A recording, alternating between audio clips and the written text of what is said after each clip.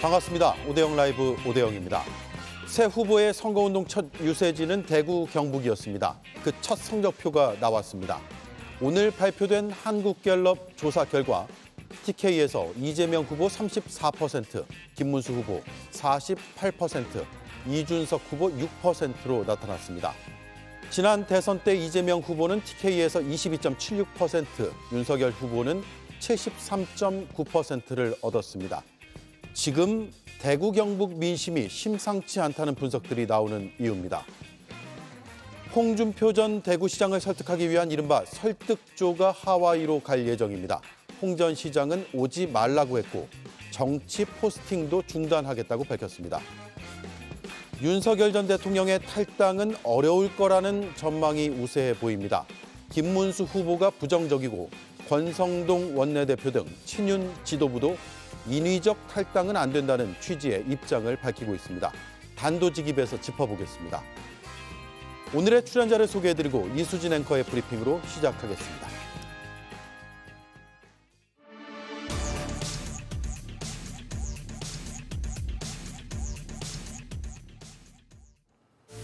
홍준표 전 대구시장을 둘러싸고 벌어지는 일은 이 영화를 떠오르게 합니다. 친구로서 마지막 부탁이 있어서 왔다. 부탁해라. 하와이로 가라. 네가 가라. 하와이. 홍준표 캠프의 비서실장이기도 했던 김대식 의원이 이번 주말 하와이로 날아가서 설득하겠다고 하자 홍 전 시장은 설득조가 오는 걸 거부하고 있습니다. 문수형은 안타깝지만 이 당은 이미 탈당했다면서 오지 말라고 한 겁니다. 자신들이 국민의 짐이 된 줄도 모르고 노년층만 상대로 국민의 힘이라고 떠든다고 맹공했습니다. 판이 바뀌지 않고는 한국 보수 진영은 살아날 길이 없다고도 적었습니다. 한편 한동훈 전 대표도 선거운동에 동참하지 않고 있습니다. 윤 어게인 더하기 자유통일당으론 이재명 후보를 막을 수 없다며 김문수 후보의 결단이 있어야 한다고 적었습니다. 경선에 함께했던 최종 4인 중 안철수 의원만이 김문수 후보를 돕고 있습니다.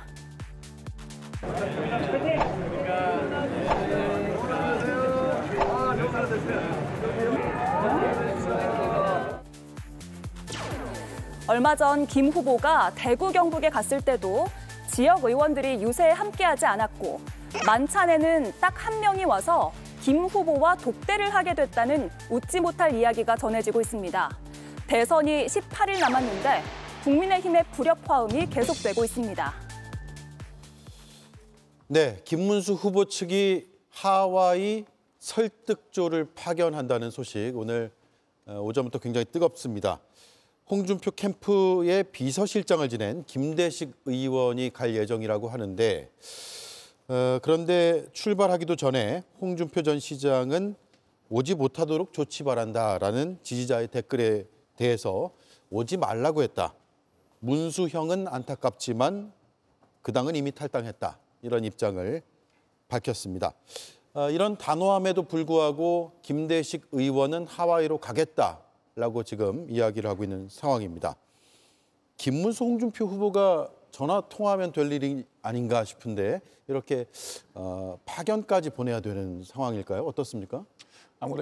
아무래도 홍준표 전 시장의 지지를 하셨던 분들, 그분들의 마음을 하나로 아우르기 위한 그런 조치가 아닌가 싶습니다만 제가 봤을 때는 하와이로 사람을 보내기보다는 당에서 사람을 내보내는 것이 더 중요하다고 생각합니다. 예. 무슨 말씀이냐면 홍준표 전 시장이 정계 은퇴를 선언하고 페이스북에 연일 포스팅을 해서 비판한 가장 주된 대상은 윤석열 전 대통령입니다. 윤석열 전 대통령 측에서 이 경선에 어떤 일정한 보이지 않는 손이 작용하게 함으로써 그럼으로써 한덕수 전 총리를 염두에 두고 짜여진 경선판에서 본인이 희생된 것이 아니냐라고 하는 것이 홍준표 전 시장 측의 주장인 것으로 그렇게 해석이 되죠. 그렇다면은 지금 저 홍준표 전 시장의 풀리지 않은 마음 그리고 그 풀리지 않은 마음을 뒤따르고 있는 홍 전 시장의 지지자들의 마음을 풀어주려면은 윤 전 대통령에 대한 단호한 조치가 있어야 됩니다. 즉 지금 논의되고 있는 출당 문제에 관해서 당에서 단호한 조치가 있을 때, 그럴 때 그분들의 마음도 풀리고 또 홍 전 시장의 마음도 좀 풀리지 않겠나라는 생각이 들고 예. 그러한 조치 없이 김대식 의원이 지금 하와이에 간다고 해서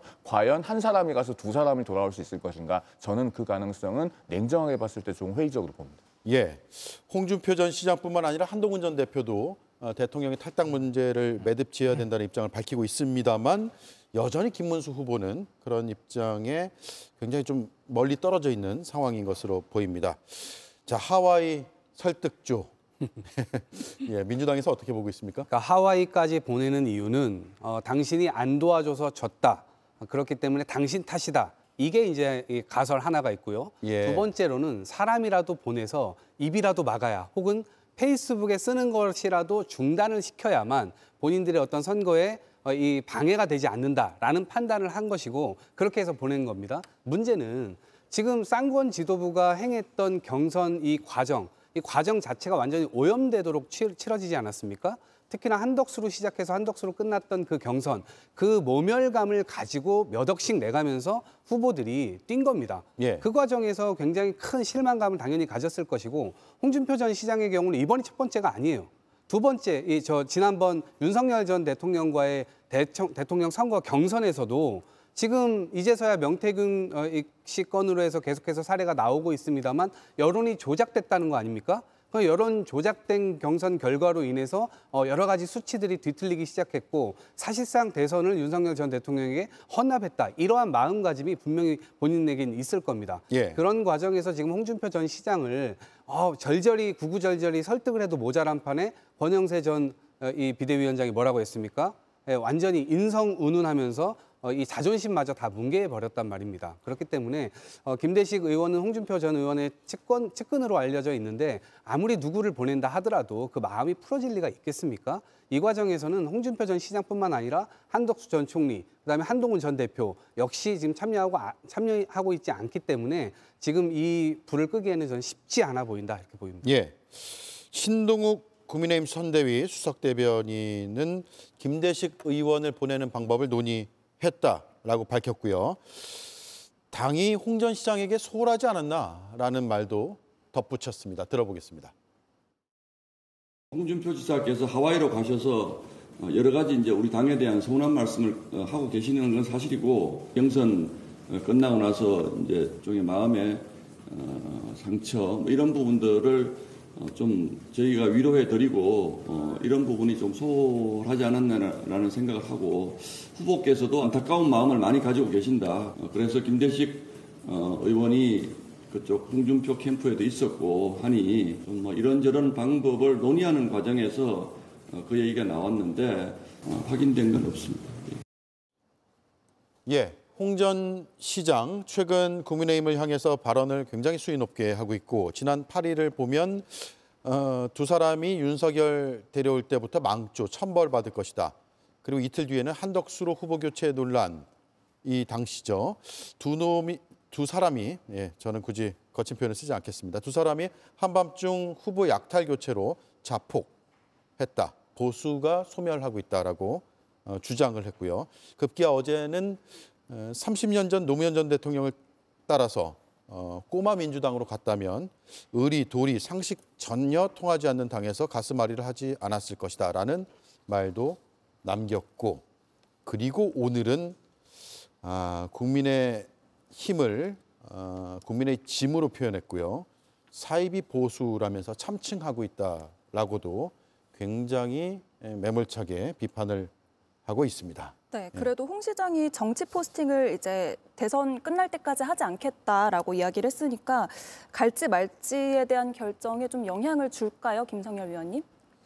글쎄요, 국민의힘 입장에서는 홍 시장님 오라고 하지 않아도 보낼 겁니다.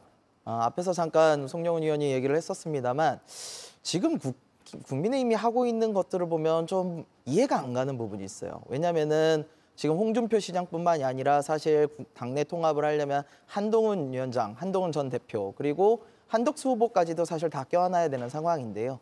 근데 한동훈 위원장, 한동훈 대표도 뭐라 그러느냐? 지금 윤 전 대통령의 관계를 분명히 끊어야 된다. 홍준표 대표도 똑같은 이야기를 하는 거거든요. 근데 그런 거에 대한 본질은 전혀 외면한 채 그냥 사람 보내가지고 측근이라고 보내가지고 데려온다. 홍준표 시장이 돌아올 명분이 없지 않습니까? 명분을 주지 않고 이런다는 거는 저는 이미 자신들이 이번 선거가 쉽지 않다는 것을 느끼고 폭탄 돌리기를 하는 것이 아닌가. 그래서 나중에 책임을 다 떠넘기려는 것이 아닌가라는 생각도 들어요. 이게 지금 저희한테도 똑같이 나오고 있거든요.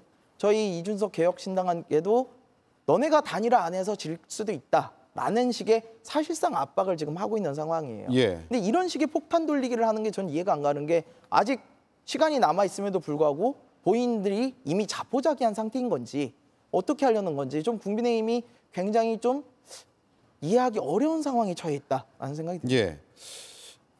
국민의힘에서 왜 하와이 파견 얘기까지 하느냐는 분석은 어느 정도 된 것 같고요. 홍 시장은 왜 이런 이제 메시지를 연일 낼까요? 물론 오늘 이후로는 정치 포스팅, 그러니까 정치 게시물을 올리지 않겠다라고 이야기를 하고 있습니다만 지금까지 왜 떠나고 나서 이렇게 강도 높은 비판을 하고 이 상황까지 오게 했을까라는 점도 궁금한 부분인데 다 같이 한번 분석을 해주시죠. 일단 김성열 의원님, 예.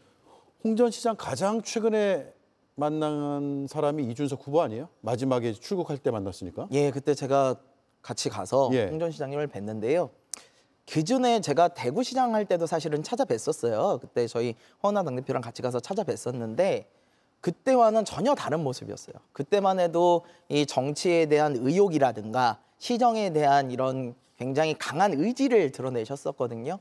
근데 제가 공항에서 뵀던 홍준표 대표님은 굉장히 모든 것을 체념한 듯한 그런 모습을 보이셨어요. 예. 그러니까 더 이상 여기에 미련이 없다라는 뜻의 그런 모습들이 보였거든요. 그래서 아, 이분이 정말 당의 상처를 많이 입으셨구나. 그동안 자기가 믿고 아껴왔던 당에게 이번 경선 과정에서 정말 많은 상처를 입었고 또 사실 정말 국힘이 잡을 생각을 했었으면 다른 당인 저희도 공항에 가서 홍 시장님 남아주십시오라고 얘기를 하는데 예. 정작 국민의힘은 안 가지 않았습니까? 그러니까 그런 부분에 있어서도 굉장히 서운하셨을 거예요. 근데 이제 와서 이제 잡겠다고 측근을 보낸다? 과연 이런 게 소용이 있을까라는 생각이 좀 듭니다. 예, 좀 더 구체적으로 질문 드릴게요. 그러니까 보수 진영에 그래도 아직까지 많은 애정이 남아 있기 때문에 이런 쓴소리를 하는 것으로 봐도 되는 건지 아니면 이른바 국무총리 설도 나오고 있잖아요. 뭔가 다음 행보를 위해서 이런 걸 하는 건지가 궁금하거든요. 어떻게들 보십니까? 그런데 이유 여하를 막론하고요. 지금 홍준표 전 시장이 본인이 30년간 몸담았던 국민의힘이라고 하는 원소속 정당을 저격하는 것은 대단히 사리에 맞지 않는 자기 모순이 많이 있습니다. 뭐 노무현 총재를 따라서 꼬마 민주당을 갖더라면 좋았을 것이다라는 취지의 말씀도 하시는데 예. 사실 홍준표 전 시장이 신한국당에 입당할 때 경위는 홍준표 전 시장이 이기택 민주당 총재의 부가연동 자택을 찾아갔었죠. 본인이 과거에 인터뷰에서 밝혔던 내용입니다. 그 부가연동 자택을 찾아가서 본인이 서울 강남을에 출마하겠다고 했는데 당시 꼬마 민주당의 이기택 총재가 확답을 해주지 않았어요. 예. 그리고 김영삼 전 대통령 측에서 영입을 하니까 신한국당에 왔었던 겁니다. 그런데 당시에 그 꼬마 민주당에 갔어도 그 꼬마 민주당은 1997년 대선 과정에서 신한국당과 합당을 해서 한나라당이 됩니다. 그러니까 예. 결국은 국민의힘에 오셨을 거예요. 그러니까 그런 종류의 비판은 결국은 누워서 침 뱉기에 가까운 것이고 그리고 더더군다나 이 당에서 당대표 2번, 대선 후보 1번, 광역단체장 2번 충분히 많은 기회를 받으셨습니다. 그렇다면 당의 현 주소에 있어서는 과연 홍 시장께서도 30년간 이 당에서 정치를 해오시면서 책임이 없는가 이런 부분에 대해서는 좀 과도한 자기 비판을 하고 계시다라는 말씀을 드리고 싶습니다. 예. 본인 스스로 회한이 많이 남을 겁니다. 아무래도 30년 정도의 몸을 담았고 거기에서 우여곡절이 꽤 많지 않았습니까? 공천을 못 받아서 무소속으로 출마했던 때도 있었고 수많은 사람들의 반대 속에서도 출마해가지고 결국 대구시장으로 또 이 회복을 했고요. 그 과정에서 윤석열 전 이 대통령이 들어와서 보수 세력이 망가지는 이 모습까지도 다 보지 않았습니까?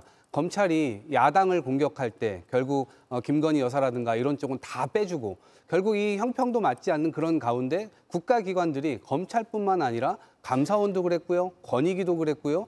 그러면서 다 무너지지 않았습니까? 마지막엔 결국 법원까지 이번 이 대선에 난입해가지고 결국 이 사법의 신뢰라고 하는 걸 무너뜨리고 지금 마지막에 후보자를 바꾸는 후보 강탈 사건이 일어나게 되면서 사실상 국민의힘도 거의 망조까지 가지 않았는가 이런 부분들에 대한 회한이 기본적으로는 국가를 떠나서 하와이에서도 이런 것들이 밀려들었던 것이 아닐까라는 생각이 좀 들고 최근에 이재명 후보 역시도 홍준표 전 시장에 대한 언급들을 좀 하고 있습니다. 전화통화도 한 것으로 알려지고 있는데 저는 홍준표 전 시장이 계속해서 이슈가 되면 될수록 민주당에는 뭔가 확장되는 이미지 이런 것들을 주고 반면에 국민의힘은 뭔가 계속 분열의 이미지를 주는 것이기 때문에 국민의힘에서 이 문제를 사전에 정리하지 못했던 후과를 지금 보고 있는 것이 아닌가 싶습니다. 반론 있으세요?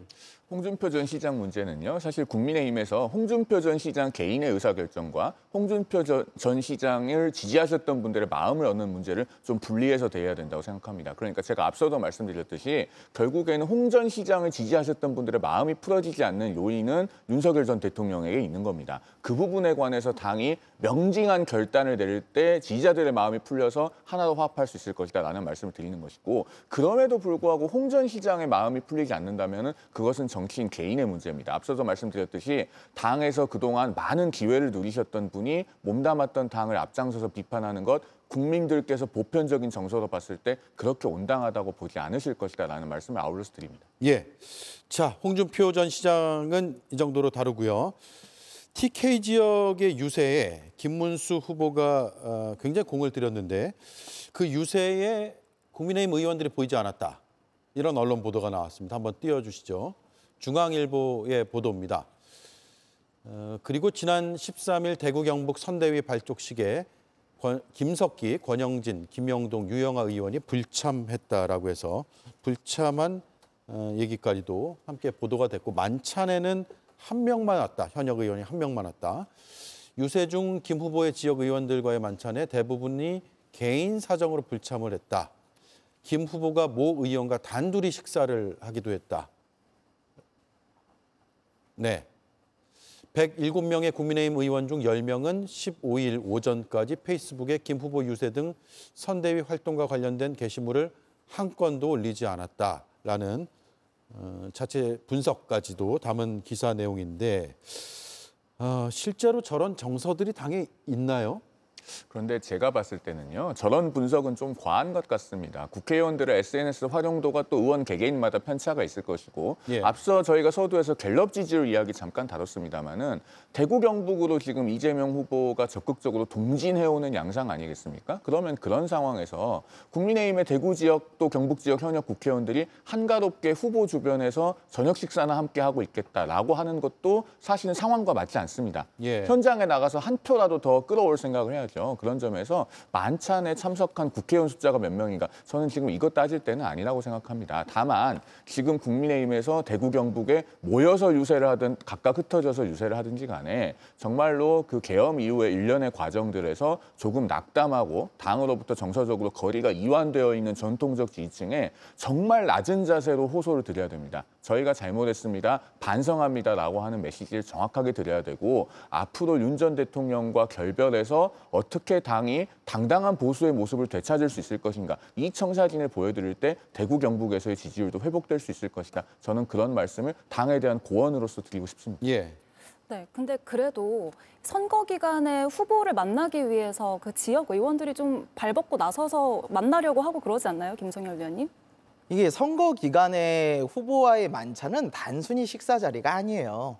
이 후보가 무엇을 뜻하고 있고 또 후보가 지금 원하는 포인트가 무엇인지 그걸 듣고 일종의 작전회의, 전략회의를 하는 자리나 다름없거든요. 예. 그렇다면 그런 자리에 어떤 후보든지 앞다투어서 이거에 참석을 하기 마련이거든요. 근데 지금 한 명밖에 참석을 안 했다. 이건 아무리 좋게 포장을 해도 지금 국민의힘 내부 사정이 그렇게 잘 돌아가지 않는다라는 이야기고요. 사실은 이뿐만이 아니에요. 지금 유세 현장에 가서도요. 예전에 보였던 그런 이제 집중되는 유세의 모습이 나오지 않습니다. 네. 신이 말하는 당원들이 나오질 않아요. 근데 이런 부분은 그 지역의 지역위원장 혹은 국회의원들이 도와줘야만 가능한 일이거든요. 근데 과연 그들이 적극적으로 협조를 하는가? 이런 부분에 있어서 의문이 들 수밖에 없고요. 앞서 뭐 페이스북이나 뭐 이런 SNS 이야기가 잠깐 나왔습니다만 사실 선거 기간에는요. 당에서 각 국회의원들에게 이거 올려주세요 해서 SNS를 사실상 당에서 관리를 합니다. 이것 좀 올려주시라는 내용을 수도 없이 뿌려요. 근데 그거를 단 한 건도 올리지 않았다. 이건 국회의원 자신의 의중이 좀 반영이 된 것이라고 봐야 되고요. 제가 취재를 한 바에 의하면은 사실 지금 캠프 사정이 그렇게 좋지는 않다고 하더라고요. 왜냐면은 기존의 당권파들이 계시고 거기에 또 경기도 출신들로 구성된 김문수 후보의 캠프파. 여기까지는 이해를 하겠는데 거기에 더 문제는 자유통일당 출신의 분들까지 들어와서 지금 내부에서 일정도 빨리 안 나오고 그다음에 공보 대응도 제대로 안 되고 그러고 있다. 이건 기자분들이 다 인정을 하시더라고요. 그래서 그런 어려운 사정이 좀 있지 않은가라는 생각을 합니다. 저는 기본적으로 후보로 지금 인정을 못 받고 있는 것이 아닌가라는 생각이 들고 오히려 지금 국회의원들이나 지역위원장들이 대선 이후에 이 당내 실권, 헤게모니를 어떻게 차지할 것인가 그런 쪽에 오히려 포커스가 더 맞춰져 있는 것이 아닌가 싶고 이게 이제 민심 대비라든가 이런 것들에 대한 수습책 이런 것들은 이미 마음속에 없는 겁니다. 그렇다 보니까 결국 국민들께서 저 당은 도대체 공익적으로 움직이는 당인가? 아니면 누군가의 어떤 이익을 위해서 사적으로 움직이는 당인가? 사당의 모습이 너무나 많이 드러나고 있는 모습입니다. 그리고 한덕수 후보를 옹립하기 위해서 그 밤사이에 일어났었던 그 충격적인 모습 이런 것들이 당원들에게도 여전히 남아있지만 이 국회의원들은 본인들이 그것을 옹립하려고 했다가 실패했기 때문에 여전히 화학적으로 지금 결합되지 못하고 있는 그런 상황이 아닌가 싶고요. 김문수 후보의 눈치보다는 저는 뒤에 윤석열 전 대통령의 힘이 여전히 작동을 하고 있고 그것에 옴짝달싹 하지 못하는 그러한 행동들이 나오고 있는 것 아닌가 싶습니다. 자, TK 얘기를 이어가 볼게요. 앞서 제가 말씀드렸고 또 송영은 의원도 잠깐 언급해 주셨지만 대구 경북 지역의 대선 후보 지지도 결과가 나왔습니다. 오늘 발표된 한국갤럽 조사 결과고요. 공식 선거운동 시작 뒤에 집계된 여론조사 결과이기 때문에 대구 경북 집중 유세, 천 유세 이런 것들이 좀 반영이 됐다고 봐야 될 것 같습니다. 이재명 34%, 김문수 48%, 이준석 6%가 나왔습니다. 어떻게들 분석을 하시는지 한 말씀씩 듣고 다음 이슈로 넘어갈게요. 먼저 송영은 의원님. 저 조사가 이제 전국 1000명 표본 조사 아니겠습니까? 그러면 대구 경북 지역의 지역 샘플은 한 100여 명 정도 됩니다. 인구 비례로 했을 때. 그러니까 저 수치가 절대적이라고 할 수는 없겠습니다만은 그러나 이재명 후보가 적극적으로 동진 정책을 취하고 있는 것은 사실이고 그렇기 때문에 국민의힘이 대구 경북이 결코 안방이라거나 텃밭이라는 생각을 가지고 오만하거나 자만해서는 안 되고 제가 앞서도 말씀드렸지만 정말 낮은 자세로 호소해야 됩니다. 이 낮은 자세라고 하는 것은 단순한 어떤 수사에 그치는 것이 아니라 국민의힘이라고 하는 보수 정당에 대해서 대구 경북에서도 왜 실망한 분들이 있는지를 정확히 봐야 됩니다. 그러니까 계엄 이후에 이 과정을 바로잡는 것에 있어서 소극적이었던 측면 그리고 앞서도 잠깐 얘기가 나왔습니다마는 그 경선 이후에 소위 단일화 과정에서 인위적인 후보 교체를 통해서 정당 민주주의에 반하는 결코 용인될 수 없는 모습들을 보여준 장면들 이런 것들에 관해서 대구 경북 시민들께 정말 납작 엎드려서 죄송하다는 말씀을 드려야죠. 그러면서 우리가 다시 시작하겠다, 바로잡겠다라고 하는 의지를 보여드릴 때 지금 이완되어 있는 전통적 지지층도 다시 국민의힘 후보에게 마음을 모아주실 수 있을 것이다. 제가 그런 말씀을 드리겠습니다. 이준석 후보도 굉장히 공을 들였는데 오늘 여론조사 결과는 당에서 어떻게 보고 있습니까? 뭐 기대한 것만큼 높게 나오지는 않았습니다. 하지만 이 여론조사라는 것이요. 원래 반영되는데 시간이 좀 걸립니다. 지금 저희가 지난주 그리고 이번 주 초까지 대구, 경북, 부산, 경남을 연속해서 방문을 했습니다. 그리고 저희가 실제로 거리에서 시민들을 만나 뵙고 느낀 감정은 대구, 경북과 부산, 경남이 변하는구나. 피부로 느껴집니다. 이 상승 추세가 저희는 곧 반영이 될 것이라고 보고 있고요. 이 여론조사 좀 전에 나와 있는 이 한국갤럽 여론조사의 가장 큰 이제 포인트는 김문수 후보가 50%를 못 받고 있다는 거예요. 물론 이재명 후보의 34% 굉장히 놀라운 수치기는 합니다만 김문수 후보가 저렇게 못 받는다는 것은 대구 경북에서조차도 김문수 후보가 정말 적합한 후보인가 라는 것에 대한 의문을 가지고 있다는 거죠. 실제로 김문수 후보는 예전에 대구에서 김부겸 후보와 국회의원 선거를 했을 때 이미 낙선한 바까지 있거든요. 네. 그러다 보니까 그런 후보에 대해서 과연 대통령 후보로서 또 찍어줘야 되느냐라는 의무감이 좀 있는 것 같고요. 그런 빈틈을 저희 이준석 후보가 가서 새롭게 좀 정치를 해보겠다라고 해서 대안으로서 제시를 하고 있어서 많은 분들이 좀 호응을 해주시고 계시고요. 이런 거 곧 반영이 될 것으로 보고 있습니다. 예. 민주당은 TK에서 30%를 넘는 게 첫 번째 목표 아니었어요? 네, 맞습니다. 그동안 지난번 대선도 아까 수치가 나왔지만 22% 정도였거든요. 그런데 지금 그거보다 10% 이상이 더 나오고 있는 상황인데 사실 여기에 지금 고무되어 있는 것은 아니고요. 더 낮은 자세로 이 대구 경북 시민들도 그동안 일당 독주에 의해서 어쩌면 피해를 좀 받은 거 아니겠습니까? 물론 호남도 마찬가지입니다. 그렇기 때문에 지금 이재명 후보의 경우는 대구 경북을 지금 배터리 산업이라든가 아니면은 이 바이오 산업이라든가 이렇게 산업 전략을 들고 지역이 지금 소멸되고 있고 젊은이들은 떠나가고 있고 저출산 초고령화로 인해서 굉장히 빠른 속도로 지금 굉장히 축소되어 가고 있는 상황인데 예. 이것을 다시 한번 불러일으켜 보자라고 하는 측면에서 대구 경북 시민들께서 다시 한번 쳐다봐 주시고 있는 것 같습니다.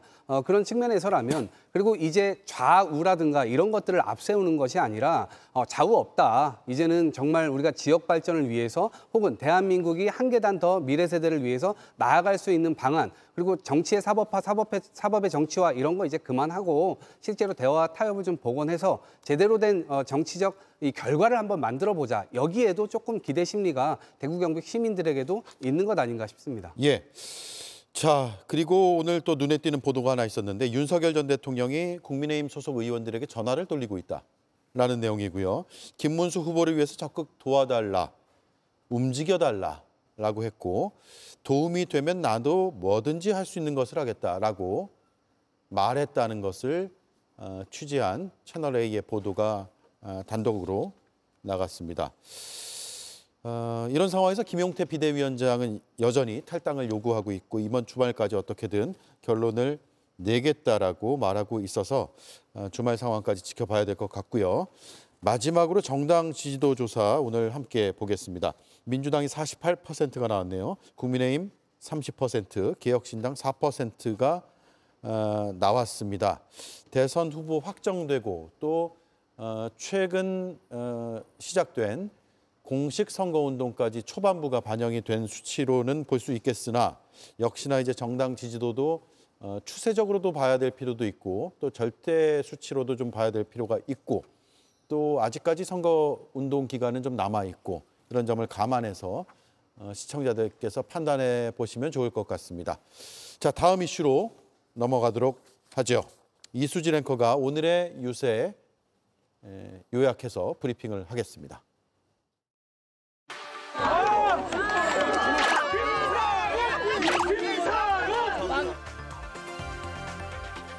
익산역에 도착하자마자 격한 환영을 받은 사람, 바로 무소속 김상욱 의원입니다.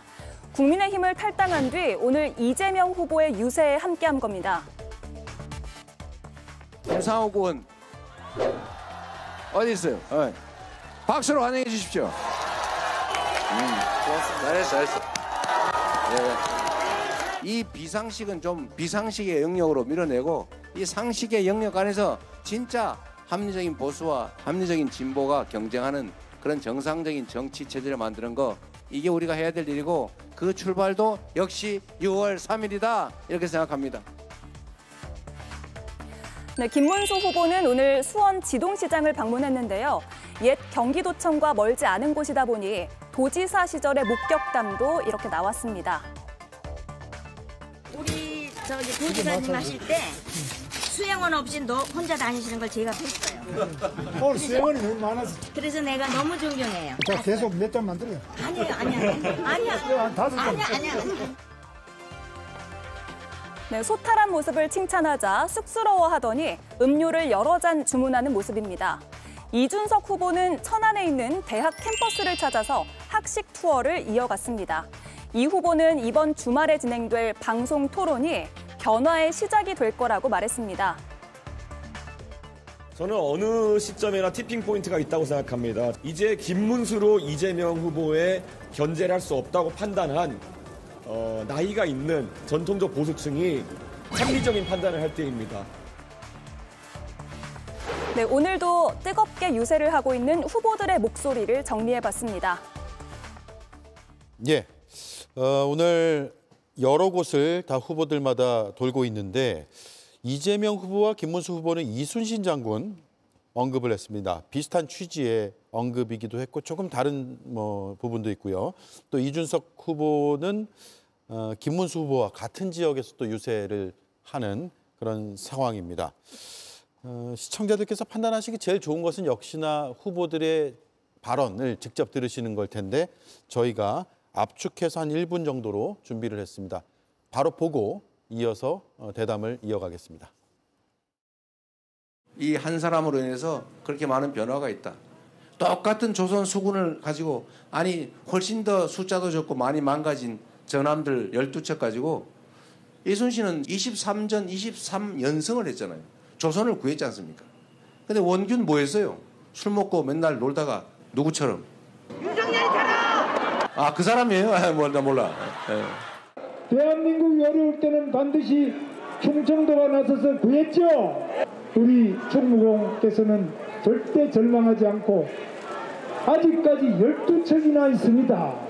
이 뜨거운 애국심과 그리고 우리들의 지혜를 모아서 반드시 이순신 장군 총무공 정신, 이 정신으로 우리 대한민국을 살려내겠습니다. 확실히 젊은 중도 보수 세력은 대한민국 정치의 변화를 바라고 있다. 어떻게 40살의 이준석이 너무 젊어서 안 된다고 그분들이 생각하는 대안은 74세의 김문수 후보라는 겁니까? 40세의 대안이 74세일 수는 없는 것입니다.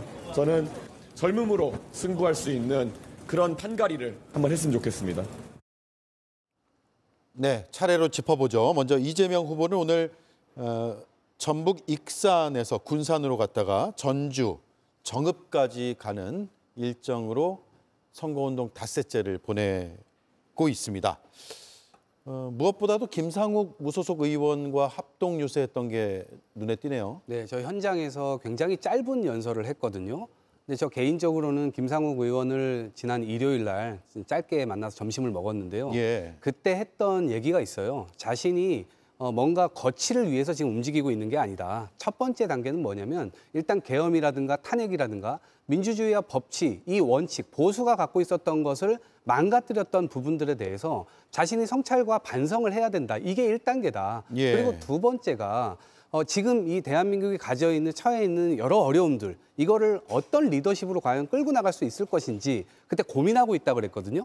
근데 지금 3, 4일 지나서 결국 결정을 한 것이고 그게 이재명 후보였어요. 왜냐하면 지금까지 핍박도 받고 여러 측면에서 화합된 정치를 하겠다라고 얘기를 했는데 본인이 진솔하게 여러 차례로 고민을 해봤겠죠. 그러니까 지금 이 시국에 필요한 인물은 이재명이다라고 하는 것이고요. 세 번째 단계가 본인의 거취인데 본인의 거취와 이 모든 것들이 다 연결되지 않고 본인의 거취는 그냥 이 최후에 아주 이렇게 지목받을 필요도 없는 그런 것이라고 이야기를 했거든요. 그러니까 사실은 이분을 제가 만나서 얘기를 해보니 이 국민들을 더 생각하고 정치가 근본적으로 가지고 있는 그 역할, 지금 그 역할을 못하고 있는 것에 굉장히 큰 문제인식을 느끼고 있었고 그것을 복원하기 위해서 본인의 힘을 어디로 보태야 되는지 그 부분을 이재명 후보에게 투영을 한 것이 아닌가 싶습니다. 예, 점심 식사 함께하면서 민주당 언제 입당하느냐 이런 질문. 당연히 물어봤죠. 예, 뭐라고 그랬더니 합니까? 지금 아까 제가 말씀드린 대로 그것은 중요하지 않다. 너무나 예. 부차적인 문제다. 알겠습니다. 첫 번째, 두 번째 이후에 그냥 생각해 보겠다 이렇게 얘기를 했습니다. 저도 지난 인터뷰 때 개혁신당으로 가냐 민주당으로 가냐 언제 선택을 할 거냐는 걸 몇 번 물어봤는데 탈당한 날이어서 제가 더 집요하게 질문을 하지는 못했지만 아마 이번 주말을 거치면서 자신이 어느 쪽으로 입당할 것인지에 대한 입장을 밝힐 것으로 지금 알려지고는 있습니다. 전북 익산에서 함께한 모습 잠깐 보겠습니다. 보수, 진보 이렇게 진영 갈등이 아니라 국민이 정말 주인이 되는 그런 나라 만들 대통령 누구라고 생각하십니까? 민주당에 오셔서 합리적인 보수의 가치를 잘 주장하고 실현해 가기를 격려하는 의미로 박수 한번 부탁드립니다. 네, 아무래도 국민의힘 출신 의원이다 보니까 오늘 장면은 조금 낯설 것 같은데 어떻게 보셨어요? 김상욱 의원이요. 이재명 후보를 두고 뭐 참된 보수주의자다 이렇게 얘기를 하는데 전혀 설득력, 소구력이 없다고 봅니다. 자, 보수라고 하는 건 뭡니까? 결국엔 자유민주주의, 법치주의, 공화주의 이런 걸 지키는 것이고 결국에는 그 가치들은 헌법을 수호하는 데서 나오는 겁니다. 그런데 지금 민주당이 얼마나 삼권 분립을 뒤흔들고 있습니까? 자, 전례 없는 대법원장 청문회를 하면서 대법관들을 무릎맞춤하려고 시도를 했습니다. 예. 그리고 대법원장에 대한 특검법을 발의했죠. 전대미문의 일입니다. 그리고 개별 재판부들의 공판기일 변경을 압박해서 결국에는 변경을 해냈습니다. 그리고 대법관을 100명으로 늘리는 법원조직법 개정안을 발의해서 대법관 우겨넣기를 하겠다고 하고 있죠. 그것도 모자라서 재판에 대한 헌법 소원을 허용해서 사실상 대법원을 최고법원 지위에서 격하시키겠다고 하고 있어요. 또 판사를 재판 결과에 따라서 처벌할 수 있는 법 왜곡죄를 발의해서 판사들도 이제 처벌 대상으로 하겠다 겁박을 하고 있는 실정입니다. 그것도 모자라서 공직선거법 개정안을 발의해서 이재명 후보에 대해서 재판을 해도 면소 판결밖에 못하도록 만들고 그것도 마음이 놓이지 않았는지 형사소송법 개정안을 발의해서 재판도 정지시키겠다고 합니다. 그리고 개별 법관에 대한 좌표 찍기까지 하고 있죠. 제가 지금 9가지를 말씀드렸는데 이렇게 이재명 후보의 민주당에서는 사법부를 구중구포 9번 쪄서 9번 말리는 일을 하고 있습니다. 과연 이것이 보수주의자를 후보로 둔 당에서 할 수 있는 일입니까? 그러니까 김상욱 의원의 말이 공허하다는 것이고 결국에는 원소속 팀의 유니폼밖에 팔 것이 없는 정치는 대단히 비루한 것이고 이 김상욱 의원은 합리적 보수가 아니라 그동안 우리 정치를 숱하게 봐왔던 수많은 철새 중 한 명에 불과하다. 이렇게 말씀을 드리겠습니다. 예. 이준석 후보와도 김상욱 의원이 뭐 친분도 있는 것으로 알고 있고요. 정치적으로 행보와 관련해서 상의를 했을 것으로 보이는데 어땠습니까? 그런 과정들이 좀 있었나요? 글쎄요. 그런 과정까지는 모르겠으나 저희 이준석 후보가 김상욱 의원이 가는 거에 대해서 뭐 크게 평가는 하지 않더라고요. 근데 저는 좀 생각이 다릅니다. 저는 매우 바람직하지 않은 모습으로 사실 보여요. 특히 다른 것은 상관없습니다. 예, 정치인이라는 거는 자신의 길을 자신이 선택할 수 있어요. 책임을 지면 됩니다. 근데 그거를 자신의 이익을 위해 가지고 지금 넘어가는 상황을 어떻게든 어설픈 정치 철학으로 연결시켜서 가식적인 이야기를 하는 게 너무 좀 구태스러우네요. 이분이 이제 막 정치를 시작하신 분인데 과연 보수라는 철학을 제대로 이해를 하고 있는지도 모르겠어요. 앞서서 송영훈 의원님이 잘 말씀 주셨습니다만 보수는 자유가 우선입니다. 그리고 그 자유에 책임이 있기 때문에 법치가 있어야 되는 거예요. 근데 지금 법치를 민주당이 흔드는 상황에서 보수를 위해서 이재명을 선택을 한다? 앞뒤가 전혀 안 맞는 내용이고요. 오늘 저렇게 유세 현장에 가가지고 마이크 잡고 이야기하면서 내가 민주당 언제 입당할지 모르겠다? 이건 뭐 국민을 우롱하는 행위 아닙니까? 언제 할지 모르겠다일 뿐이지 민주당 가실 건 확실하잖아요. 그렇다면 그냥 내가 민주당 가고 싶어서 갔다. 이재명이 제일 확률이 높으니까 여기 와서 출세 한번 해보겠다. 이렇게 말씀하시는 게 좀 낫지 않을까 싶네요. 예. 두 분께서 부러워하시는 것은 제가 인정을 합니다. 전혀 지금 부럽진 선거에서 당연히 민주당은 지금 어쨌든 새로운 나라로 좀 가기 위해서 정치를 좀 복원하려고 하는 것이고요. 거기에 이제 좌우를 따져가면서 서로 법으로 겁박을 하고 이랬던 것을 이제는 더 이상 그러지 않겠다라고 분명하게 말을 하고 있는 것이고요. 지금 전 세계 전국 자체가 굉장히 엄혹한 상황입니다. 그렇기 때문에 국내에서는 뭉칠 수 있는 사람들은 최대한 뭉치자. 그리고 이 내란 세력이라고 하는 것은 분명하게 심판을 하자. 그것이 보수주의가 품고 있었던 그 가치를 깡그리 지금 무너뜨렸기 때문에 어쩌면 민주당에서 지금 중도 보수 쪽으로 계속 나아가고 있지만 지금 이 합리적 보수 세력을 복원하는 것도 지금 민주당 책임 비슷하게 나와 있습니다. 그렇기 때문에 김상욱 의원이 지금 민주당에 들어오셔서 이를테면 민주당의 오른쪽에서 그러한 발언과 그러한 주장 이런 것들을 계속 해주면서 민주당 안에서는 합리적으로 토론이 되면서 좋은 결론이 내면 그것이 좋은 결과로 국민들에게 갈 수 있을 것이라고 생각을 합니다. 그 이후에도 저는 김상욱 의원의 정치 행보 응원하겠습니다. 예. 자, 기호 1번 이재명 후보의 오늘 일정을 짚어봤고요. 바로 이어서 기호 2번 국민의힘 김문수 후보입니다. 오늘 경기도에서 일정을 시작했거든요. 8년간 경기도지사를 역임했기 때문에 아마 본인 입장에서도 굉장히 애착이 가는 곳일 수밖에 없을 것이고 스스로 그런 얘기도 했어요. 고향에 온 것 같다. 한번 들어보겠습니다. 사랑합니다. 수원에 오니까 제 고향에 온 것과 같습니다. 김문수가 어떻게 또 나타났냐? 완전히 어디 사라진 줄 알았는데 또 나타났죠? 여러분 잊지 않죠? 경기도지사 8년을 하는 동안에 저는 여러분을 겸손하게 깨끗하게 섬기는 경기도지사가 되고자 했습니다. 네, 자 오늘 일정을 한번 짚어드릴게요. 판교에서 수원, 동탄까지 경기 이제 남부권이죠. 남부권에서 유세를 한 뒤에 바로 천안, 세종, 청주로 충청권으로 갔다가 이제 대전까지 찍고 유세를 오늘 마치는 일정이 상당히 많아요.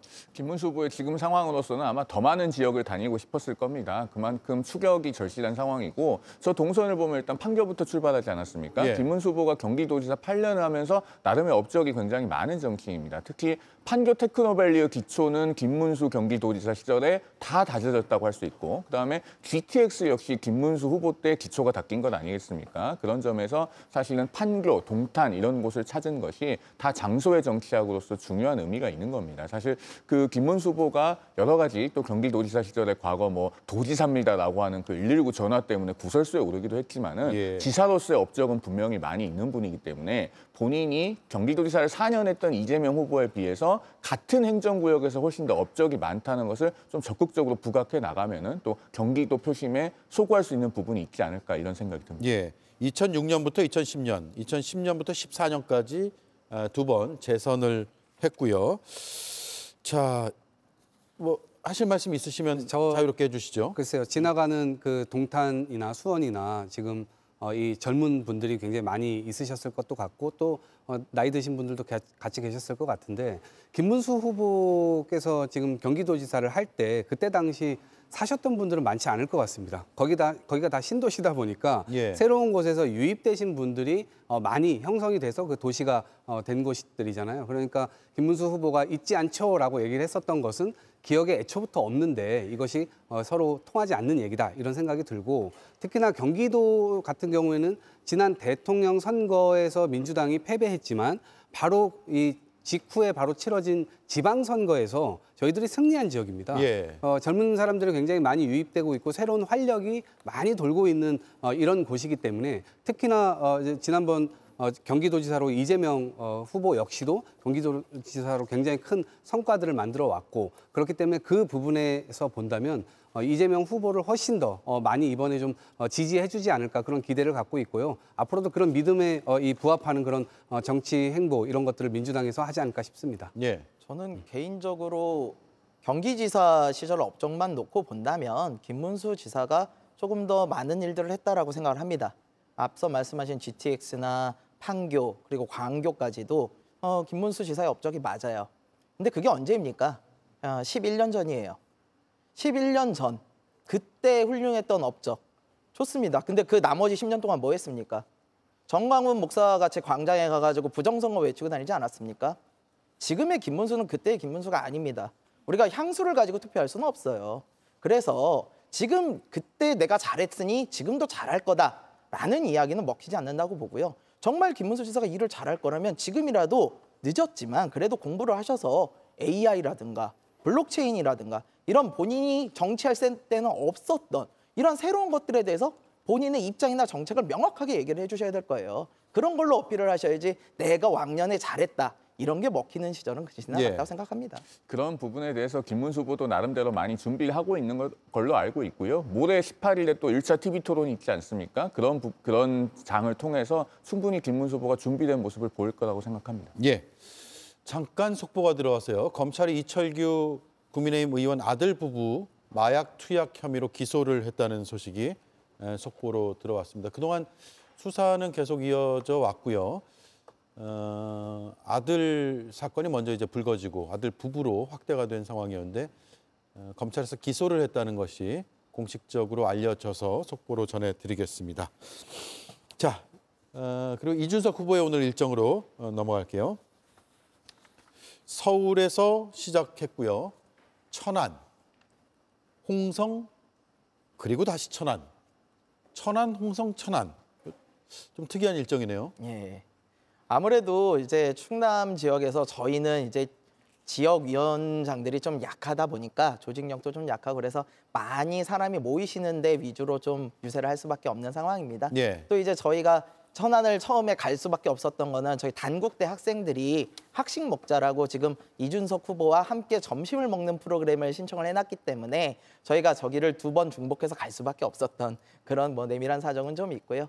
예. 그래도 저희가 요번에 또 충청도 가서 느끼는 거지만 20대 이하의 그 유권자들은 저희에 대해서 매우 호감도를 많이 보이고 계세요. 그리고 생각보다 저분들이 정치와 정책에 관해서 너무나 많은 것을 알고 계십니다. 그래서 단순히 대답을 하기가 굉장히 어려워요. 그래서 밥을 한번 같이 먹을 때도 정말 경제부터 외교, 통상까지 모든 것에 대한 이야기가 나와가지고 정책의 검증 시간을 사실상 겪고 있다 이렇게 보고 있습니다. 예, 각 지역별로 뭐 모든 대학을 다 갈 수는 없지만 웬만해서는 거의 방문을 지금 하겠다는 게 목표인가요? 네, 저희가 지역을 내려가서 예를 들어 부산에 갔을 땐 부산대, 대구에 갔을 땐 경북대 이렇게 각 지역에서 대표되는 대학들 저희한테 신청을 한 곳 위주로 예. 이렇게 해서 자발적으로 예. 모임을 좀 하고 있습니다. 예, 각 대학 식당의 메뉴도 좀 비교가 될 것 같기도 하고요. 예, 메뉴도 비교가 되고 가격도 비교가 되고 좀 천차만별이더라고요. 예, 그리고 학생들이 어떻게 느끼고 무엇을 원하는지도 세세하게 들을 수 있는 일정일 것 같습니다.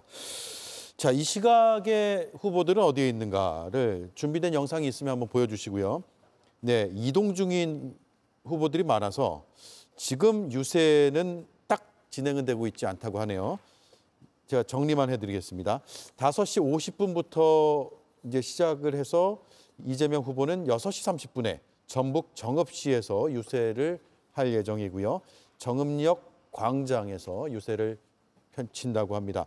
김문수 후보는 잠시 뒤인 6시 20분에 대전을 새롭게라고 외치면서 대전에서 도보 유세를 할 예정이고요. 이준석 후보는 4시 15분에 천안에서 도보 유세를 했고 천안중앙시장까지 방문을 한 상황입니다. 자, 이렇게 정리를 하고 오늘 세 분의 말씀도 정리를 함께 하겠습니다. 수고 많으셨습니다. 주말 잘 보내십시오. 맞습니다.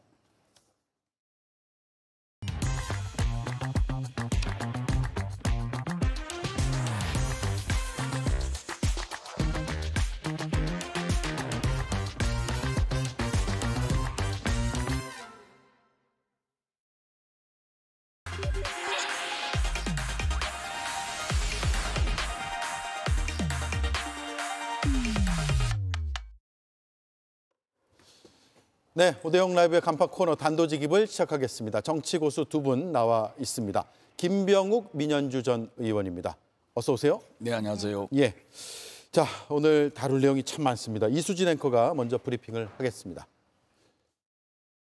우리 이재명 후보님이 보수의 가치를 기준으로 했을 때도 가장 보수의 기능, 역할, 즉 우리나라 안정적으로 질서 지키고 원칙 지키고 민주주의 지키고 법치주의 지키고 공정사회 만드는데 가장 앞장서시고 실천하신 분입니다. 동의하시죠? 네, 김상욱 의원이 유세에 함께하자 이재명 후보도 김 의원을 안아주면서 민주당에서 보수의 가치를 실현해보라고 화답했습니다. 좌우가 화합하는 정치가 중요하다고 말하면서 누군가를 언급했는데요. 싸우는데 감정 가지고 진짜 미워하고 혐오하고 죽이려고 그러고 그럴 필요 있어요? 그런 생각하는 정치인이 이상한 겁니다. 우리 대학 선배는 내 전화도 안 받아요. 누군지 모르시는군요. 다행입니다. 이래가 되겠어요? 네, 대학 선배로 추정되는 권성동 선대위원장. 오늘 국민의힘의 험지인 전라남도 나주를 찾았습니다. 시민들이 별다른 반응을 보이지 않자 함께한 의원들의 표정도 유쾌해 보이진 않았는데요. 5.18 민주묘지에 참배한 권 위원장은 자신이 생각하는 시대 정신에 대해 이야기했습니다. 최근에는 입법 독재를 넘어서 행정부 권력을 마비시켰고 이어서 사법부마저 민주당의 발 아래에 두려는 행위를 하고 있습니다. 이런 것이 다 민주주의 위기다. 그래서 이번 대선의 시대 정신은 윤석열 전 대통령과 이재명 후보의 동반 태진이다. 네, 어쨌든 이재명 후보가 김상욱 의원을 끌어안는 장면은 오늘 내내 화제가 됐는데요. 대선판에는 어떤 영향을 줄까요? 네, 김병욱 의원님. 네. 전화를 안 받은 대학 선배 권성동 원내대표 맞아요? 거의 그렇게 추정이 되죠. 네, 지금 정치권이 중앙대 판입니다. 아, 그러네. 중앙대 출신이 많다. 아, 근데 전화는 받을 수 있는 거 아니에요? 왜 전화를 안 받을까요? 명분이 없겠죠. 뭐 할 말도 없고. 그리고 지금 뭐 여러 가지로 뭐랄까 체면이 구긴 게 많이 있지 않습니까? 예. 그러니까 사실 지난 뭐 대통령 파면 이후 그다음에 후보 교체 쿠데타 시기에도 권성동 원내대표도 같이 물러나야 되는데 혼자 남아 있고 아마 전화 안 받는다는 것은 그 이전의 일인 것 같아요. 예. 여야 관계가 많이 꼬이고 이랬을 때 예. 최근에는 전화 기다리고 있지 않겠습니까? 예. 아, 그럴까요? 예. 지금도 친분이 있나요? 네. 두 분이 지금도 친분은 있나요? 개인적으로는 잘 지내는 걸로 알고 있습니다. 지금도요? 네. 예. 사적으로는.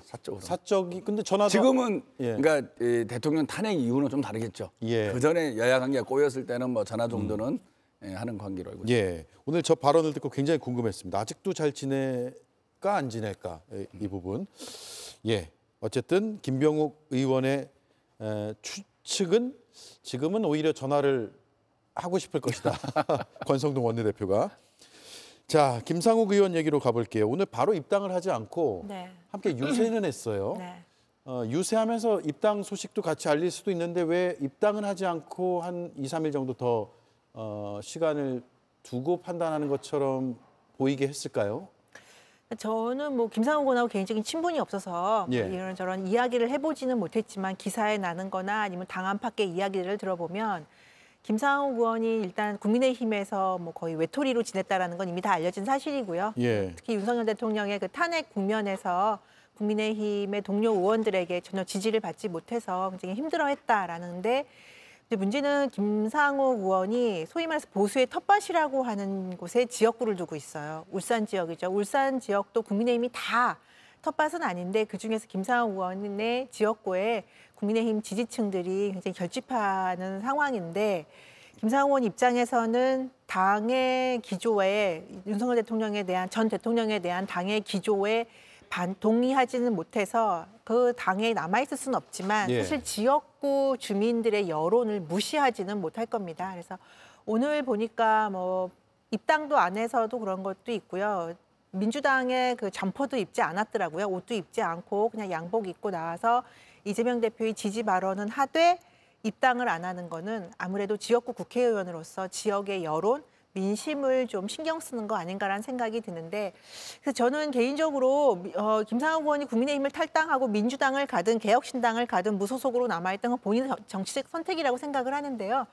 이재명 후보에 대해서 막 보수주의와 진보의 모든 가치가 막 응집돼 있는 예. 완전체인 것처럼 저렇게까지 지지 연설을 하는 거에 조금 당황스럽기는 해요. 예. 갈 수는 있죠. 갈 수 있어요. 갈 수 있고 민주주의의 정치를 실현하고 싶고 그리고 뭐 합리적인 보수의 가치도 자기가 펼쳐볼 수 있는 큰 당이라는 울타리 안에서 하고 싶다라는 그런 생각들은 전 동의하지만 존중하지만 그렇다고 해서 이재명 대표를 저렇게까지 완전체로 만들면서 칭송을 한다라는 거에 대해서는 조금 저는 의아하고 이런 측면들이 아마 김상욱 의원의 지역구에서 앞으로 남은 2년 동안의 의정 활동에 어떤 영향을 미칠까에 대해서는 본인이 많이 굉장히 좀 고민이 있을 것 같아요. 예. 저도 김상욱 의원을 방송에서 한두 번 뵙고 전화는 한 번 정도 한 것 같아요. 저는 잘은 모릅니다. 그런데 비상계엄과 탄핵의 전국에서 김상욱 의원의 발언을 보면 상당히 민주주의에 대한 고민과 대한민국의 과거와 현재 미래의 비전에 대해서 고민을 많이 하는 정치인이다. 그런 생각은 들었습니다. 그래서 국회의원으로서 특히 보수당이라고 하는 국민의힘 의원으로서 울산의 지역구로서 보수의 가치가 무엇인가라는 진지한 고민은 하는 정치인 같아요. 예. 그 속에서 국민의힘 내부의 비민주적인 어떤 윤석열 위주로 당이 돌아가는 모습들에 대해서 분개를 하고 있었고 또 비상계엄 이거는 절대 있을 수 없는 일인데 비상계엄 일으키고 나서도 비상계엄 해제에 전 의원들이 가지 않고 일부 의원들만 간 거 아니겠습니까? 그리고 본인은 들어가서 또 비상계엄 해제 찬성을 했고 그러면서 울분과 분노를 왜 보수당이라고 하는 국민의힘에서 이런 헌법을 위반하고 법률을 위반한 비상계엄에 대해서 침묵하느냐, 울분을 토한 거 아니겠습니까? 그리고 탄핵 정국에도 본인이 앞서서 헌법을 위반한 사람은 당연히 탄핵을 돼야 되는 거죠. 대통령 파면이 돼야 되는데 그런 부분에 대해서 나름대로 자기 개인의 사익이 아니라 대한민국의 미래를 걱정하면서 지금의 정치를 어떻게 바꿔나가야 되느냐라는 진지한 고민은 국민들에게 전달이 잘 된 것 같습니다. 예. 이것이 개인의 이익이나 공천이나 이런 것으로 해서 본인이 당적을 이탈하거나 이게 아니라 정말로 어떻게 보면은 국민의힘에서는 하기 어려운 말과 행동을 용기 있게 한 거거든요. 얼마나 떨렸겠어요. 얼마나 고민이 많았겠어요. 저는 그런 부분에 있어서 진정성에 대해서는 높이 사야 된다. 그리고 우리가 미래지향적인 정치를 함에 있어서 어느 당을 떠나서 우리 김상우 의원처럼 본인의 사익이 아닌 대한민국의 정치 발전과 대한민국의 미래를 위해서는 저런 정치인들이 저는 많이 나와야 된다라고 생각하고 있습니다. 예. 자, 오늘 두 인사의 포옹 장면, 호평도 있고 혹평도 있습니다만 어쨌든 그 장면 자체는 오늘 제일 큰 뉴스인 것 같아요. 다시 한번 보겠습니다. 국민의힘은 미안하게도 보수가 아니라 수구, 땡통 또는 반동 이해관계 집단이 불과했어요. 가짜 보수 정당 안에서 진짜 보수 활동해 보려고 노력하다가 사실상 쫓겨난 김상욱 의원 어디 있어요? 잘했어. 이재명 후보님이 보수의 가치를 기준으로 했을 때도 가장 보수의 기능, 역할, 즉 우리나라 안정적으로 질서 지키고 원칙 지키고 민주주의 지키고 법치주의 지키고 공정사회 만드는데 가장 앞장서시고 실천하신 분입니다. 저도 이재명 후보님이 대통령이 되시는데 최선을 다하겠습니다. 예, 이 장면이 오늘 굉장히 뜨거운 장면인 것은 분명해 보입니다. 그런데 지난해 이제 국회에서의 상황들을 쭉 보면 김상욱 의원 앞서 말씀하셨듯이 사실상 왕따를 당하기도 하고 또 오히려 민주당 의원들한테 이렇게 격려를 받고 그런 장면들이 많이 펼쳐졌거든요. 글쎄요, 그때부터 뭐 탈당 결심을 하지는 않았겠지만 지금 결과론적인 해석입니다만 그때부터 많이 마음이 국민의힘이란 당에서 떠나지 않았을까라는 생각은 전 한번 해보게 됐어요. 어떻게들 평가하세요? 그 국민의힘이 아무리 내부적인 갈등이 있고 뭐 친윤과 반윤 간의 그런 반목이 있더라도 김상욱 의원 정도는 저는 정치 활동을 할 수 있는 그런 터전이 돼야 된다고 생각을 해요. 그러니까 저도 현역 국회의원 시절에 주류에 반대되는 거에 대해서 의원 뭐 연판장도 돌려보고 사인도 해보고 했지만 지금과 같이 저렇게 배제하고 배척하는 분위기는 아니었거든요. 근데 국민의힘이 왜 저렇게 됐는지는 모르겠는데, 그러니까 윤석열 전 대통령에 대해서 주류와 비주류 간의 그 지나친 반목, 그래서 정당 민주주의 그도조차 해치는 그런 상황까지 온 거에 대해서는 아까 이재명 후보의 말에 저도 동의할 수밖에 없습니다. 정당으로서의 제 기능을 하지 못하기 때문에 그 안에 있는 의원들이 제대로 된 자기 소신 있는 정치를 할 수 없었다라는 점에 저는 동의하고요. 다만 아까도 말씀드렸듯이 이제 김상욱 의원으로서는 굉장히 큰 도전이에요. 다음번 2028년도에 총선이 있게 되면 본인의 지역구에서 출마를 했을 때 상당히 많은 어려움에 직면할 텐데 그럼에도 불구하고 이런 도전을 한다는 것에 대해서는 저는 응원의 박수를 보냅니다. 근데 다만 김상욱 의원도 정치인이기에 이런 민주당을 지지하는 민주당 후보를 지지하는 결정까지는 물론 민주주의 정치를 제대로 해보고 싶고 소신 있는 합리적인 보수 정치를 해보고 싶다라는 그 꿈이 개혁신당이 아닌 왜 민주당이냐라는 점에서는 아마 당선 가능성을 많이 본 게 아닌가 저는 그렇게 생각합니다. 민현주 의원이 19대 때 새누리당 시절이죠. 그때 바른 소리, 쓴 소리를 많이 했는데 당시에 유승민 계였죠, 유승민. 근데 당시에는 정말 그래도 생각이 저도 기억이 나는데 전 취재 기자로서 봤는데 그래도 당내에서 생각이 다르더라도 그걸 막 문제 삼거나 그렇지 않았어요. 인정은 해줬죠. 그쵸? 저런 생각도 할 수 있겠구나라고 네. 인정을 해줬는데 지금은 그렇죠. 전혀 그런 문화가 그런 아니라는 분위기가 거죠. 안 되는 거. 그리고 예. 당내 주류에 반대되는 목소리가 나오지를 않아요. 예. 그러니까 윤석열 전 대통령 물론 이제 앞으로 이야기를 하겠지만 이 탈당 문제에 대해서도 저는 초재선들 중에 개혁적인 의원들은 벌써 저는 소신 있는 기자회견을 몇 번은 했어야 된다고 생각하는데 그런 것도 안 나오는 상황인 게 매우 안타깝습니다. 예. 자, 김병욱 의원께는 예. 이 질문 드릴게요. 홍준표 전 대구시장 뭐가 정말 민주당하고 있는 거예요? 뭐 아직 이렇다 뭐 있다라고는 말씀드리기는 어려운 환경이라고 봅니다. 아직은이라면 뭐가 진행이 되고 있다는 걸로 들리는데요. 아니 뭐 이재명 당대표 시절에도 대구를 방문했을 때 홍준표 시장실에 가서 대화를 나눈 적도 있고요. 예. 홍준표 시장이 좀 선이 굵잖아요. 시원시원하고. 예, 바로 저 장면이네요. 2023년. 제가 지금 말씀드린 게 나오나요? 예. 그래서 인간적으로 이재명 후보도 홍준표 씨하고 전화도 가끔씩 예. 하고 또 조언도 구하고 그런 교류를 쭉 해왔죠. 해왔고 또 홍준표 전 시장의 정치 스타일이 꽤 보면은 또 이재명 후보하고 맞는 부분도 있습니다. 예. 시원시원하게 국민들한테 얘기하고 또 구체적인 성과로서 실적을 내고 그런 부분들이 있기 때문에 소위 이 정치 문화 코드가 좀 맞는 편이죠. 사실 여야를 떠나서 같은 생각을 하는 것도 중요하지만 정치 문화가 또 맞느냐 안 맞느냐 이것도 상당히 중요한 거거든요. 예. 그런 측면에서 뭐 두 분이서 서로가 단점을 보완해 나가고 특히 이재명 후보 입장에서는 또 배워야 될 측면도 있는 거고 또 이제 홍준표 시장님이 또 TK의 맹주 아니겠습니까? 또 우리 더불어민주당이 좀 약세 지역이 TK인데요. 요즘에 이재명 후보가 대구 경북을 자주 방문하고 예. 꽤 지지율이 올라가고 있습니다. 아까 김상욱 의원의 이재명 후보 지지도 저는 최근에 영남에서의 이재명 후보의 지지율 상승이 일정 정도 영향을 미쳤으리라고 봅니다. 예. 그러니까 비상계엄과 탄핵 그리고 후보 교체 쿠데타에 분노한 김상욱 의원이지만 예. 아까 우리 민현주 의원님 얘기한 대로 지역구 사정을 안 볼 수가 없는데 저도 이제 부산 사람인데 영남 쪽의 민심이 상당히 우호적으로 바뀌고 있는 것을 체감을 하고 있습니다. 예. 그런 부분들도 영향을 미치지 않았을까. 그래서 저는 홍준표 시장과 이재명 대표는 상당히 정치적 대화와 또는 배우고 조언을 주고 이런 측면에서 잘 이루어나갈 것이라고 보고요. 예. 다만 뭐 이런저런 지금 뭐 자리 얘기가 나오고 이러지 않습니까?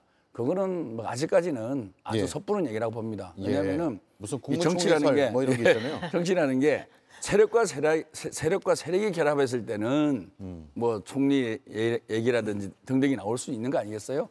근데 이거는 이제 세력과 세력의 결합이 아니고 개인과 개인의 교감 정도 부분인데 예. 그것이 특정한 국정을 맡을 특정 자리가 이렇게 얘기가 된다는 것은 사실은 거의 가능성이 없죠. 예. 그래서 지금은 다만 이제 뭐 홍준표 지지 그룹에서 저런 얘기 좀 하는 것 같아요. 맡아줬으면 좋겠다는 바람인지는 모르겠지만 예. 저는 뭐 아직은 그런 거를 논할 시기는 전혀 아니다. 예. 전혀 아니다. 네.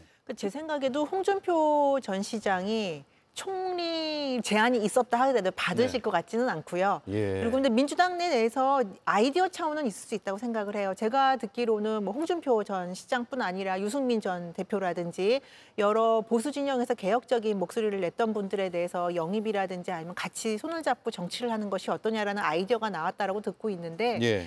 그렇다고 자리 제한까지 있었는지는 잘 모르겠고 예. 홍 전 시장도 자리를 제한받을 것 같지는 않고요.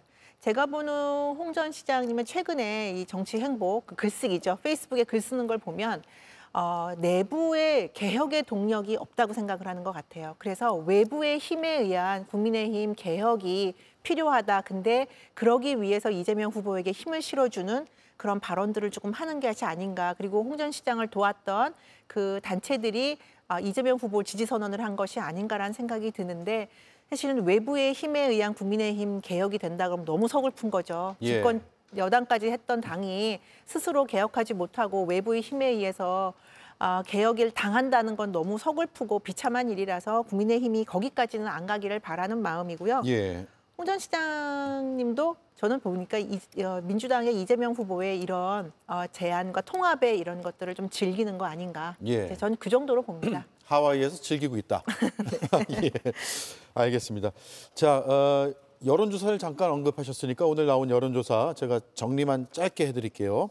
일단 3자 구도의 대선 후보 지지율은 51% 이재명, 김문수 29%, 이준석 8% 이렇게 집계가 됐습니다. 큰 흐름이 뭐가 바뀌거나 그러진 않았어요. 이재명 후보가 과반인 것은 네, 눈에 띄는 부분이긴 하지만 김문수 후보가 뭐 많이 올랐다거나 많이 떨어졌다거나 이런 흐름은 아닌 것 같고요. 일단은 대체적으로 선거운동 시작된 뒤에 나오는 여론조사들의 흐름은 거의 비슷한 것 같습니다. 그리고 네, 앞서 이제 지역별로도 말씀하셨는데 대구 경북은 이재명 34, 김문수 48, 이준석 6%가 나왔고요. 그래서 이재명 후보가 지난 대선에 22%대를 얻었는데 그보다는 훨씬 지금 여론조사가 잘 나오고 있다. 그래서 민심이 달라지고 있다.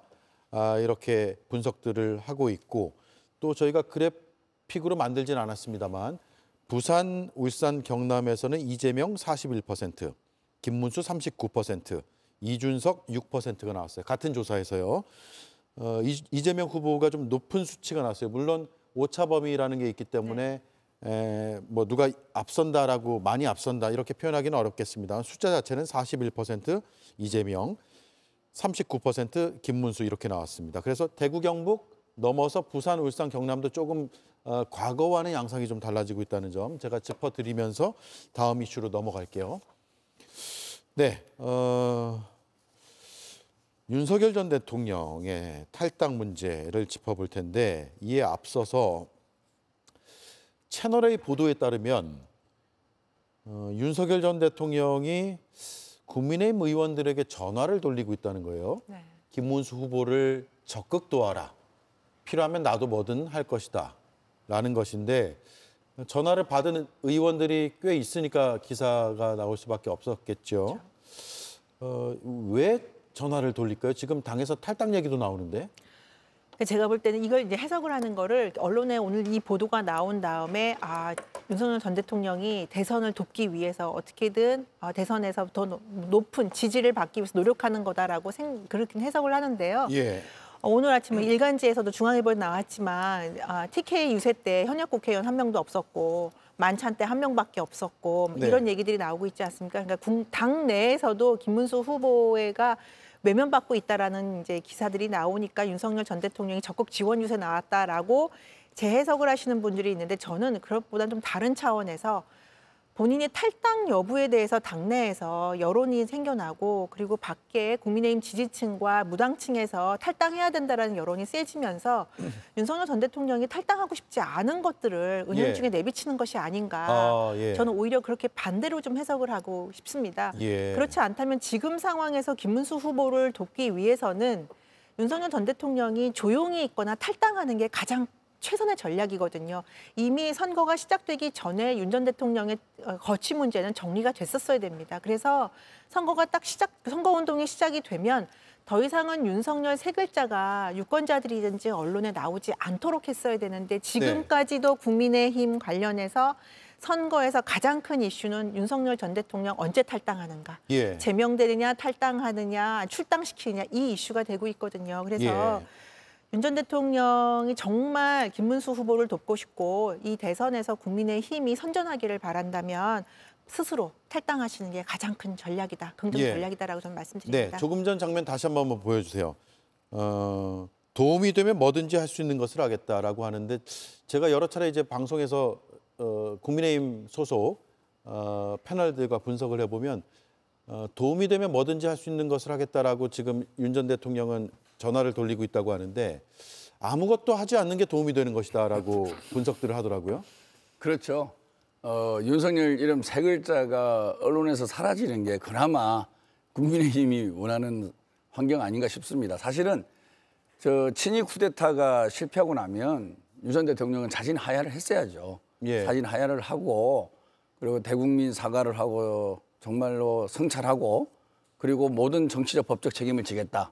그리고 아래 직원들은 다 선처를 해달라. 예. 이렇게 해서 사라져야만이 그나마 국민의힘이 자생적으로 생명력을 복원할 수가 있는데 아직도 파면당한 대통령이 자기 신분을 망각한 채 국민의힘 국회의원들에게 전화를 건다.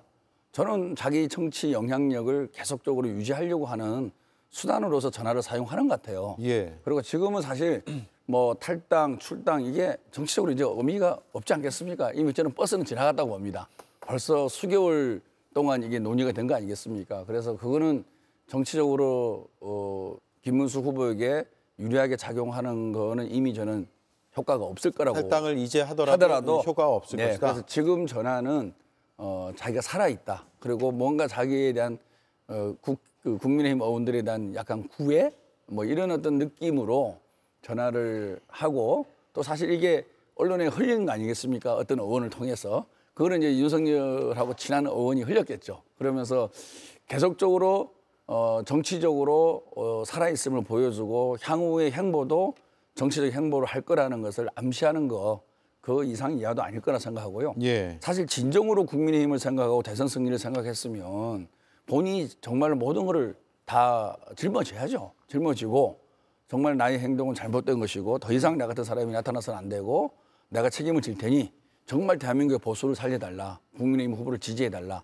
이렇게 간청을 해도 지금 도움이 될까 말까인데 예. 본인의 책임은 계속 기피하고 그리고 저렇게 전화를 통해서 계속적으로 본인의 건재함을 드러내는 모습을 보면서 정말로 힘들 것 같아. 예. 국민의힘은 앞으로도 그런 예. 생각이 많이 듭니다. 이미 타이밍을 놓쳤다고는 하시지만 그래도 지금이라도 해야 되는 것 아니냐라는 의견들이 꽤 많이 나오고 있거든요. 예를 들면 조경태 의원의 경우에는 당원 당규 따라서 엄격한 출당 또는 제명을 시켜야 된다라고 요구하는데 김문수 후보가 별로 이렇게 생각이 없는 것 같아요. 그러니까 이제 조경태 의원 중진, 조경태 의원, 그다음에 김용태 비대위원장 예. 지금 다 얘기하고 있는데 안 돼요.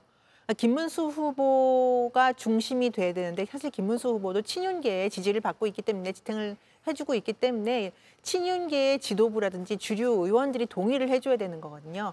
그러니까 윤리위에 회부를 해도 윤리위에서 사실은 이게 제명이나 출당 조치로 결과 안 내면 그만입니다. 뭐 3개월 당원권 정지 이런 식으로 결론 내면은 뭐 하나마나 오히려 더 역풍이 불 수 있는 건데 김용태 비대위원장도 지금 말은 그렇게 하지만 결론을 못 내리고 있는 거는 김용태 비대위원장을 비대위원장으로 올린 이 친윤계 지도부가 아마 승인을 안 해주는 것 같아요. 이렇게 되면은 그냥 계속 질질 끊어가는 걸 거고 민주당 입장에서는 이거를 선거 전날까지 계속 이 얘기하지 않겠습니까? 거기 봐라 국민의힘은 윤석열 전 대통령이 계속 지금 데리고 있다. 내란을 옹호하고 있는 거다라는 그거 하나만으로 전 선거 구호가 끝난다고 봅니다. 그래서 본인이 스스로 탈당을 안 하겠다고 한다면 국민의힘에서 과감하게 출당 조치를 해야 되는데 그것마저도 사실 어려운 상황이라서 국민의힘 선거운동 참 어려울 것 같습니다. 예. 네. 오늘도 이제 권성동 원내대표는 인위적인 탈당은 오히려 갈등을 심화시킬 것으로 우려된다라고 해서 제명, 출당 이런 쪽은 생각이 없다라는 점을 분명히 하는 것 같습니다. 자, 윤석열 전 대통령 계속 전화를 돌리고 있다. 이 소식을 이제 짚어봤고요. 이전에 전화를 돌린 것도 어제 이제 보도가 돼서 하나 좀 짚고 넘어갈게요. 계엄 직후에 전화를 여러 차례 여러 사람들과 했는데 눈에 띄는 인물들이 일단 추경호 당시 원내대표는 알려져 있었죠. 네. 통화를 했다는 것은. 나경원 의원하고도 통화를 했다는 거예요. 계엄 직후에. 그리고 국무위원들하고 통화한 것. 근데 국무위원하고 통화한 것은 뭐 계엄 해제라든가 아니면 해제 이후에 뭐 통화할 수 있겠다 싶은데 국회의원들하고 국민의힘 소속의 의원들하고 통화를 했다는 것은 글쎄요 어떻게 봐야 될지 모르겠네요. 특히 계엄이 해제되기 전 상황에서 당시 여당 의원 몇 명과 통화를 했다는 것은 향후에 어떤 문제로 불거지지 않을까라는 뭐 추정, 분석 이런 것도 해볼 수 있을 것 같아요. 어떻습니까? 지금 윤석열 대통령의 탈당 또 출당 조치가 전혀 이루어지고 있지 않는 것은 결국에 국민의힘도 비상계엄과 내란의 동조 정당이라는 반증 아니겠습니까? 뭔가 있는 거죠. 아직은 드러나지 않았는데 전화 통화를 보면 한덕수, 최상목, 이상민, 박성재 뭐 이런 분들 아니겠어요? 예. 그다음에 김문수. 우리가 의심하는 사람들이 다 모여 있는 거죠. 그러니까 저는 그분들이 윤석열 대통령의 말 한마디에 본인이 내랑 관련된 중대 혐의자, 중대 범죄자에 포함될 가능성이 있는 분들 같아요. 추측해 보면 확신은 없지만 그렇지 않고서야 한덕수, 최상목, 권한대행이 그동안 한 행동을 보면 정말로 국민의 바람과는 거꾸로 오로지 윤석열을 향한 행동만 해온 거 아니겠습니까? 예. 정말 관료로서는 있을 수 없는 정치적인 아주 초정치적인 업무 집행을 한 거 아니겠습니까? 그런 걸 보면은 무언가는 많이 있을 것 같다. 왜 저분들이 국민들이 파면시킨 대통령 눈치를, 전 대통령 눈치를 지금도 저렇게 많이 보고 있는 걸까라는 생각을 아니할 수가 없는 거고요. 사실 나경원 전 대표도 윤석열 대통령으로부터 팽당했던 분 아니겠습니까? 근데 비상계엄을 계기로 급속에 가까워져요. 예. 참 상식적으로 이해가 안 가죠. 그렇게 인간적 모멸감을 겪고 팽당했던 분인데 하루아침에 입장이 바뀌는 거예요. 그래서 여러 면으로 봤을 때 우리가 모르는 무언가의 그들만의 정보 교류 내지는 비상계엄을 둘러싼 예. 무언가 있지 않을까라는 예. 저는 합리적 추측이 분명히 가능하고 네. 검찰의 수사를 통해서 또는 특검을 통해서 좀 밝혀야 된다라고 생각합니다. 네. 국민의힘에게는 굉장히 큰 악재라고 생각을 해요. 그 당시에 그날 당일날 밤에 한동훈 전 대표와 추경호 원내대표 간에 갈등이 있었잖아요. 네. 추경호 원내대표는 머무르고 다 계속 의원총회를 열으려고 했었고 한동훈 대표는 본회의장으로 빨리 와라라고 했는데 그 메시지가 계속 충돌되면서 현역 국회의원들이 우왕좌왕했던 모습들을 다 실시간으로 보여줬거든요. 근데 공교롭게도 지금 윤 전 대통령이 통화한 현역 국회의원들이나 몇몇 당원 중진들은 그 당시에 본회의장에 오지 않았던 의원들이에요. 그래서 이분들 이걸 어떻게 해석해야 되는지 물론 이분들은 그 당시에 통화만 간단하게 했고 미리 얘기하지 못해서 미안하다라는 정도였다고는 하지만 결과적으로 본회의장에서 계엄 해제에 표결에 참여하지 않았던 사람들이 대부분이어서 아마 앞으로 이거 수사가 진행되면 예. 국민의힘에게는 굉장히 큰 악재가 되지 않을까 싶습니다. 네, 알겠습니다. 시간이 딱 다 됐네요. 말씀 끝나자마자 시간이 딱 됐습니다. 오늘도 날카로운 분석 또 풍부한 해설해 주셔서 고맙고요. 주말 잘 보내십시오. 고맙습니다. 여기도 콘드로이친, 저기도 콘드로이친. 비슷비슷한 이름들에게 따라할 수 있는 건 비슷한 이름, 딱 거기까지. 다양한 국가에서 연구된 관절 연골 건강지표 개선 확인. 이 정도는 담아야 이름값 하는 콘드로이친. 관절엔 콘드로이친 1200. 오빠, 이런 생각 자주 하잖아. 시간이 왜 이렇게 빠르지? 시간은 빠르고 인생은 짧아. 10년도 순식간이죠. 그래서 인생은 좋은 것으로만 채우기에도 부족해. 좋은 것을 보자. 좋은 것을 먹자. 좋은 시간을 보내자. 이런 것들이 모여 좋은 인생이 되는 거 아니겠어? 옳은 말씀입니다. 짧은 인생을 좋은 것으로. 컬리. 빨래를 빽빽하게 널면 냄새나. 넓게 널면 자리가 없네. 다운이 실내 건조 플러스. 빽빽하게 빽빽하게 널어도 햇볕에 말린 듯 상쾌하게. 다운이 실내 건조 플러스. 공수처를 강화하여 검찰 견제 역할을 확대한다. 25명인 공수처 검사를 300명으로 늘리고 권한도 넓힌다. 이재명 후보의 공약입니다. 공수처의 무리한 수사로 사법체계가 혼란스러워졌다. 따라서 공수처를 폐지한다. 김문수 후보의 공약입니다. 수사 실적이 저조하고 정치적 논란에도 휩싸여 있다. 정부기구 효율화 차원에서 공수처를 폐지한다. 이준석 후보의 공약입니다. 공수처를 고쳐 쓸 수 있다는 이재명 후보와 폐지가 정답이라는 김문수, 이준석 후보. 어떤 후보의 어떤 공약이 더 설득력 있다고 생각되십니까? 앵커 한마디였습니다.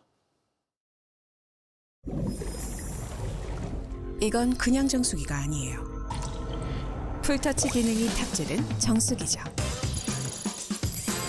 디테일하게 조절하고 자주 사용하는 옵션은 즐겨찾기로 한 번에. 정수기가 참 프로페셔널하죠? 그래서 이름도 코웨이 아이콘 프로. 다시 한번 말하지만 이건 그냥 정수기가 아닙니다. 계속되는 혁신. 코웨이 아이콘 프로. 빠른 화력은 기본. 요리 매연까지 잡는 건 기술.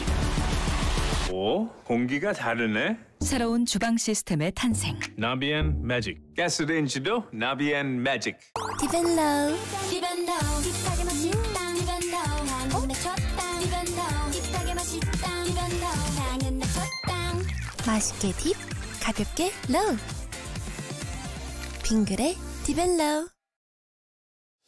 네, 오대영 라이브 마치겠습니다. 주말 평안히 보내시기 바랍니다. 다음 주에 뵙겠습니다. 고맙습니다.